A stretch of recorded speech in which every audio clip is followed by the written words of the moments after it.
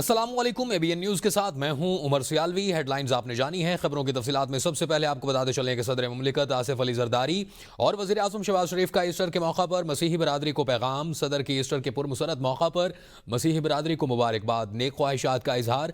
सदर जरदारी ने कहा कि ईस्टर उम्मीद, तजदीद और ज़िंदगी के जश्न का मौका है। पाकिस्तान में अक़लियतों की तरक्की और उन्हें बाइख्तियार बनाने के लिए काम करते रहेंगे। वज़ीर आज़म का मुल्क की तामीर और तरक्की में किरदार अदा करने पर मसीही बरादरी को खिराज तहसीन। कहा, यह दिन हज़रत ईसा अलैहिस्सलाम की तालीमात की याद दिलाता है। उनका पैगाम रहमत, इनकसारी और मोहब्बत आज भी इंसानियत के लिए रहनुमाई का सरचश्मा है। यह इक़दार सकाफ़तों और इक़वाम के दरमियान हम आहंगी और बाहमी एहतराम का सबब बनती है। मुशीर वज़ीर आज़म राना सनाउल्लाह ने कहा है कि इकाइयों के वसाइल खुसूसन पानी की मुनसफ़ाना तकसीम पर मुकम्मल यकीन रखते हैं और किसी सूबे का पानी दूसरे सूबे के हिस्से में नहीं जा सकता। उन्होंने वाज़िया किया कि 1992 के इरसा एक्ट की मौजूदगी में किसी के साथ नाइंसाफ़ी मुमकिन नहीं। राना सनाउल्लाह ने कहा कि पानी जैसे हसास मामले पर सियासत नहीं बल्कि संजीदगी से मुशावरत की ज़रूरत है। इकाइयों की मजबूती ही विफाक की मजबूती है और हम आइन, जमहूरियत और अवामी हकूक़ के तहफ़्फ़ुज़ पर किसी किस्म का समझौता नहीं करेंगे। पानी के मसले पर सियासत नहीं करनी चाहिए, मामलात मेज़ पर बैठ कर हल करने चाहिए।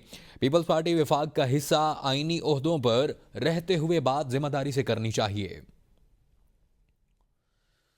कैनाल्स का मंसूबा बजट से पहले ही खत्म हो जाए, वजीर आला सिंध का दावा। कहते हैं कि कैनाल्स की तामीर का फैसला वापस नहीं लिया गया तो हुकूमत की हिमायत खत्म कर देंगे। वकला समेत किसी को एहतजाज से नहीं रोका। मुतनाज़ा मंसूबे के खिलाफ सिंध भर सरापा एहतजाज है। सूबे के लोग जानते हैं कि पीपल्स पार्टी ही नई कैनाल्स बंद करवा सकती है। बिलावल भुट्टो की क़यादत में अवाम दुश्मन मंसूबे नहीं बनने देंगे। तमाम डिवीजनल हेडक्वार्टर्स में अवामी ताकत का मुजाहिरा कर रहे हैं। सखर में 25 अप्रैल को कैनाल्स के खिलाफ पीपल्स पार्टी अवामी ताकत का मुजाहिरा करेगी। शहीद, बेनज़ीराबाद, मीरपुर खास और कराची में अवामी जलसे करेंगे। कि जो जलसा कनालों के खिलाफ पाकिस्तान की सबसे बड़ी सियासी जमात के चेयरमैन बिलावल भुट्टो जरदारी साहब करते, उसके 15-20 लोग रोडों पे खड़े हुए इस जलसे को खराब करने की कोशिश कर रहे थे। ये कनालों के खिलाफ नहीं है, ये पाकिस्तान पीपुल्स पार्टी के खिलाफ सारा काम हो रहा है। अगर कनालों के खिलाफ होते तो आते हमारे साथ जलसे में शरीक होते, किसी को हमने रोका तो नहीं था। और 15-20, लेकिन उसके बावजूद, इसलिए कि हम ऐसी कोई इंप्रेशन देना नहीं चाहते कि हम किसी के खिलाफ भी जो इस जायज मसले पे सिंध पे एहतजाज कर रहा है, हम उसके खिलाफ कोई एक्शन लें। जून में अगर हम साथ होते तो चीफ मिनिस्टर सिंध क्यों काउंसिल ऑफ कॉमन इंटरेस्ट में जाता जून के महीने में पिछले साल? क्यों CDWP जो सेंट्रल डेवलपमेंट वर्किंग पार्टी है उसमें रोकने की कोशिश करते और इकनिक का इजलास से वो आइटम निकाल देते? तो आप समझे नहीं। उधर पंजाब में मुस्लिम लीग नून और पीपल पार्टी के दरमियान पावर शेयरिंग के मामले पर पेशरफ्त। दोनों जमातों की कमेटियों का इजलास कल तलब कर लिया गया। इजलास कल शाम 4 बजे गवर्नर हाउस लाहौर में होगा। जराये के मुताबिक मुस्लिम लीग नून की जानिब से राना सनाउल्लाह, स्पीकर पंजाब असम्बली मलिक मोहम्मद अहमद खान और सीनियर सूबाई वजीर मरियम औरंगजेब शिरकत करेंगे, जबकि पीपल्स पार्टी की नुमाइंदगी गवर्नर पंजाब सरदार सलीम हैदर, नदीम अफजल चंद, सैयद हसन मुर्तज़ा, सैयद हैदर अली गिलानी और साबिक गवर्नर मखदूम सैयद अहमद महमूद करेंगे। इजलास में चीफ सेक्रेटरी पंजाब जाहिद अख्तर जमान और IG पंजाब डॉक्टर उस्मान अनवर समेत आला अफसरान भी शरीक होंगे। इजलास में पंजाब में पावर शेयरिंग के लिए होने वाली अब तक की पेशरफ्त का जायजा लिया जाएगा और कोऑर्डिनेशन कमेटी की सब कमेटी की सिफारिशात पर मुशावरत होगी।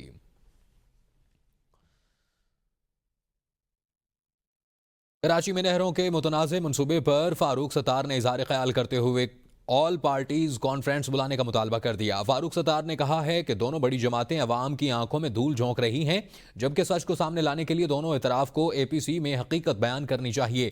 फारूक सत्तार का कहना था कि हम पुरअमन एहतजाज पर यकीन रखते हैं, लेकिन हर जगह नाइंसाफियां हो रही हैं और कराची वाले फिर भी डटे हुए हैं। भाई को भाई से लड़ाने की साजिश की जा रही है और पीपल्स पार्टी को अब अपनी वाज़ेह पोजीशन देनी होगी। PTI रहनुमा जरताज गुल ने कहा है कि तनाज़ो बना हुआ है कि सिंध का पानी पंजाब की तरफ चला गया। सिंध की तमाम नहरें उन्होंने खुद बेच दी हैं। बयानबाजी डरामा है। सिंध में तहरीक इंसाफ का इलेक्शन चोरी किया गया। लाद चंद बल्ही जीत चुके थे। हम आइन और कानून के मुताबिक इंसाफ का दरवाजा खटखटाते हैं, लेकिन इंसाफ नहीं मिलता। तमाम सूबों के दरमियान तफरीक पैदा करने की कोशिश की जा रही है। उन्होंने दावा किया कि बानी पीटीआई बगैर डील किए ऊंचे दरवाजे से बाहर आएंगे।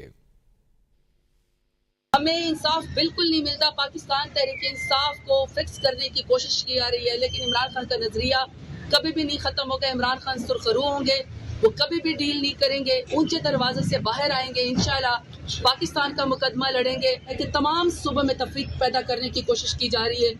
परसों जो सिंध के अंदर बाई इलेक्शन हुआ, हमारे जो कैंडिडेट थे लाल चंद मली साहब, वो बिल्कुल जीत चुके थे। पूरा सिंध पाकिस्तान तहरीक इंसाफ के साथ और इमरान खान के नजरिए के साथ खड़ा हो गया। पाकिस्तान में पानी के मसले पर सियासी दर्जा हरारत एक बार फिर बुलंद होता दिखाई दे रहा है। साबिक वजीर खजाना मिफ्ता इस्माइल ने कहा कि उनकी लड़ाई सूबों से नहीं बल्कि अशराफिया से है। कैनाल मंसूबे के हवाले से पीपल्स पार्टी का मौक़िफ़ अभी तक गैर वाज़िया और सिंध के अवाम को ये मालूम ही नहीं कि पीपल पार्टी इस मंसूबे के हक़ में है या मुखालफत में। मुल्क में कोई भी कैनाल सियासी जमातों की इजाज़त के बगैर नहीं बननी चाहिए और चोलिस्तान जैसे हसास मामले का फैसला सिर्फ मुश्तरका मुफादात कौंसिल को करना चाहिए। सिंध में जून तक पानी की शदीद किल्लत रहती है, जिसे मद्देनज़र रखते हुए तमाम जमातों को एक मौक़िफ़ इख्तियार करना चाहिए।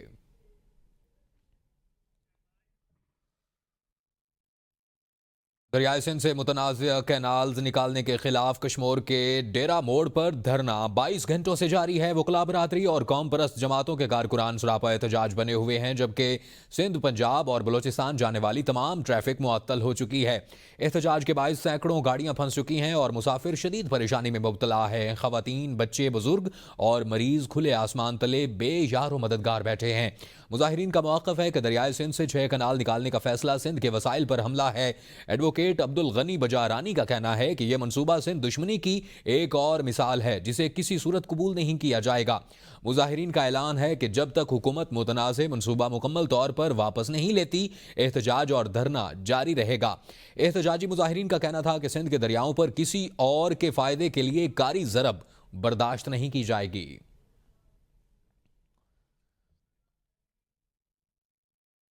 जमीयत उलमा इस्लाम ने दरियाई सिंध पर नए कनालों के मुबैना तामीर के खिलाफ सेनेट में करारदाद जमा करवा दी। JUI सिंध की दरख्वास्त पर सेनेटर कामरान मुर्तज़ा ने यह तहरीक जमा करवाई।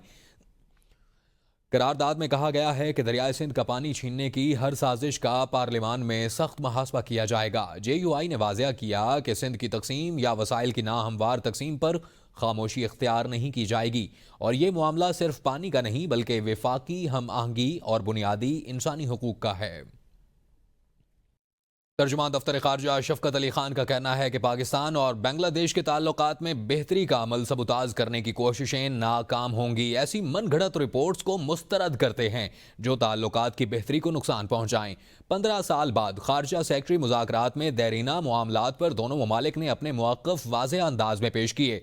मुज़ाकरात का मकसद ताल्लुकात को बेहतर बनाना और बाहमी एतमाद की फ़ज़ा को फ़रोग़ देना था।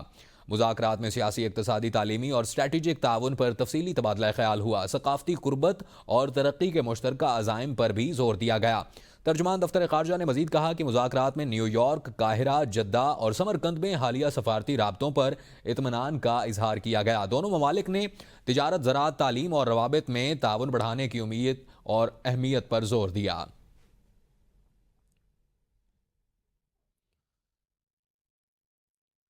वज़ीर-ए-आज़म शहबाज शरीफ ने ज़रई खुद कफ़ालत के लिए ज़राअत को जदीद खतूत पर उस्तवार करने, नौजवान माहिरीन की शमूलियत और तजुर्बाकार रहनुमाई की अहमियत पर जोर दिया।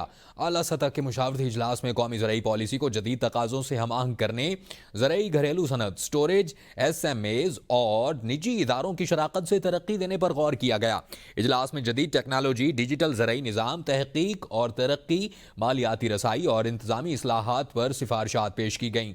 माहिरीन ने फ़ी एकड़ पैदावार में कमी के वजूहात का जायज़ा लेते हुए मयारी बीज, पानी के मौसर इस्तेमाल और तौसीही खिदमात पर जोर दिया। वज़ीर-ए-आज़म ने फौरी तौर पर 5 शोबों पर कमेटियां तश्कील देने और 2 हफ्तों में काबिल अमल सिफारिशात पेश करने की हिदायत की।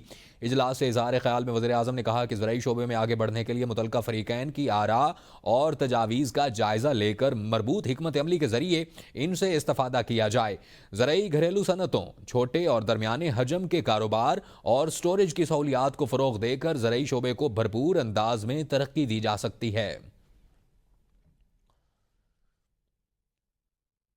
वज़ीर दिफा ख्वाजा आसिफ का कहना है कि कोई मुल्क भी अमन के बगैर तरक्की नहीं कर सकता। माजी की नातजुर्बाकार हुकूमत ने मुल्क की मईशत को तबाह करके रख दिया। किसी भी पॉलिसी को कामयाबी के लिए 10 साल का तसलसल चाहिए।